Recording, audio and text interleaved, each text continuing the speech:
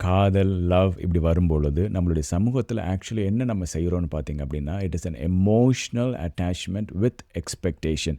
இத தான் நம்ம வந்து காதல்ல லவ்வுன்னு சொல்றோம். ஆனா உண்மையா லவ்வுன்னா என்னன்னு பார்த்தீங்க அப்படின்னா, it is a free flowing energy. Free flowing எனர்ஜினா, அந்த ஃப்ளோல ஒரு கண்டிஷன்ஸோ, ஒரு க்ளாஸோ அதாவது நான் இப்படி நடந்தா நீ எனக்கு இப்படி நடந்துக்கணும். நான் உனக்கு இது செய்யும் பொழுது நீ எனக்கு திரும்ப இது செய்யணும். இந்த கண்டிஷன்ஸ் இருக்காது. இந்த கண்டிஷன்ஸ் இருக்கும் பொழுது அதில் ஒரு ஃப்ரிக்ஷன் இருக்கும். அதில் ஒரு கான்ஃப்ளிக்ட் வர்றதுக்கு நிறைய சான்சஸ் இருக்குது. ஸோ லவ்ங்கிறது ஒரு ஃப்ரீ ஃப்ளோவிங் எனர்ஜி. பட் அந்த ஒரு ஃப்ரீ ஃப்ளோவிங் எனர்ஜியை இன்றைக்கி இருக்கிற நடைமுறை சமூகத்தில் நம்மளால் கடைப்பிடிச்சி கொண்டு போக முடியுமான்னு பார்த்தா ரொம்ப கஷ்டமான விஷயம்.